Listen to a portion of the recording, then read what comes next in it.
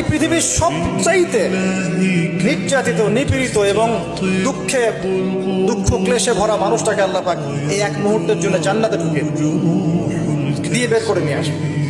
বলবেন যে দুনিয়াতে দুঃখে ছিল, কষ্ট ছিল, এই ব্যক্তি বলবে আল্লাহ কষ্ট কি জিনিস আমি জানি, কষ্ট কাকে বলে আমি কষ্টের সংজ্ঞাই জানি না। এই ব্যক্তির তাকদিরে কি হবে পরে? এই ব্যক্তি জান্নাতের আরাফ নামক জায়গায় দাঁড়িয়ে থাকবে, চেহারাটা ঘুরিয়ে দেওয়া হবে জাহান্নামীদের দিকে।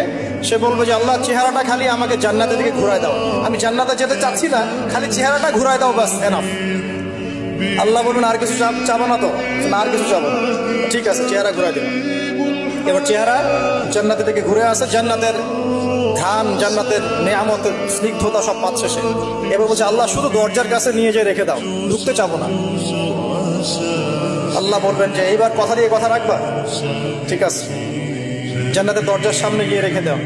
ও বেচারা দরজা ধরে দাঁড়ায় আছে, চিন্তা করবে, ও ভাববে, ওই সময় সে ভাববে, হাদিসে এত স্পেসিফিকলি আসছে, সে ভাববে আর কিভাবে আল্লাহকে বলবো, আল্লাহ তো এতদূর পর্যন্ত নিয়ে আসলেন। এরপর বলবে যে জাস্ট